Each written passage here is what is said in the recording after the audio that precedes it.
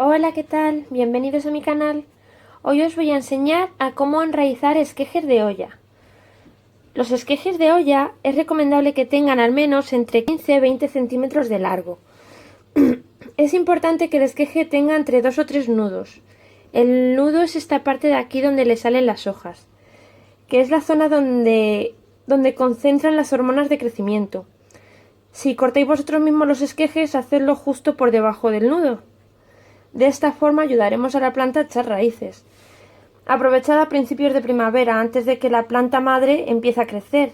De esta forma nuestro esqueje enraizará mejor. Los esquejes pueden tomar hasta 6 meses en comenzar a crecer. No os alarméis siempre y cuando el esqueje se vea sano. Entonces vamos a enraizarlo. Lo ideal para las ollas es que sean perlita. Entonces, le podemos echar tanto enraizante en polvo o en líquido, eso ya depende de nuestro gusto. En la perlita, a ver, le vamos a hacer un agujerito y vamos a meter aquí nuestro esqueje.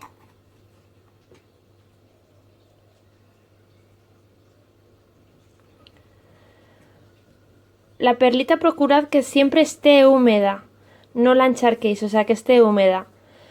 Y regaldo nada más cuando vosotros veáis que está seca. Mientras que esté húmedo, no hace falta. Vamos a regar nuestro esqueje.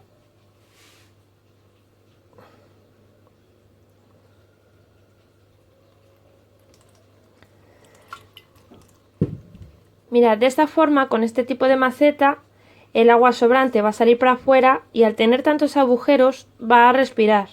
Por lo tanto, no vamos a encharcar nuestra planta en ningún momento. Esto ya estaría. También se puede hacer en maceta con otro sustrato húmedo, o sea, ya sea fibra de coco, musgo, pero siempre procurad que antes de regar que esté casi seco al completo.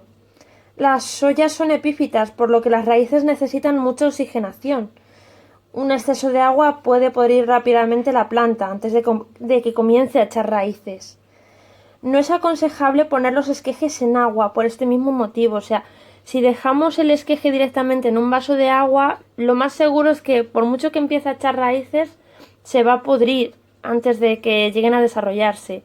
Por lo tanto, es recomendable usar estos métodos, que estén húmedos pero no encharcados. Los esquejes necesitarán luz muy brillante, pero no sol directo, o sea, el esqueje vamos a buscarle una ubicación donde entre bastante luz, pero evitaremos siempre el sol directo. Quería hablaros también de los esquejes de hoja. Mirad, esta por ejemplo de aquí, la olla Kerry, es un esqueje de hoja. En este caso es recomendable cortar un poco de nudo del tallo, o sea, os explico. A ver, ¿dónde os lo puedo explicar? Aquí, por ejemplo.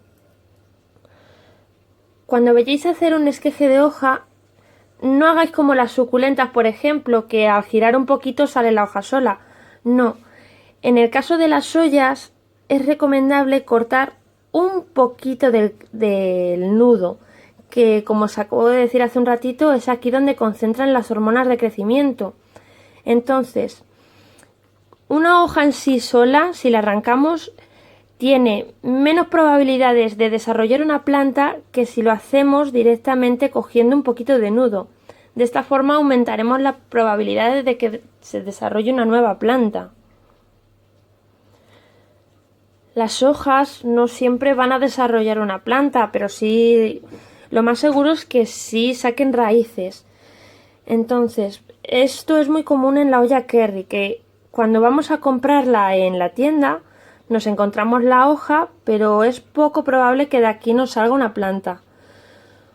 Un truquillo que os puedo decir si vais a comprar este tipo de olla, cuando la compréis, escarbar un poquito aquí en el tallo y fijaros si tiene un pequeño bulbito desarrollado. Si tiene el bulbito es mucho más probable que de aquí salga una planta que no si tiene el tallo solo. Con el tallo solo es más difícil. Entonces, Fijaros siempre en el bulbito. Si tiene bulbito, sí puede salir una planta. Puede, que no es siempre factible que salga, pero tiene más probabilidades. Y esto todo por hoy, por los esquejes. Espero que os sirva de ayuda el vídeo. Suscribiros al canal y dadle un like, que me ayuda mucho. Gracias a todos, buen día.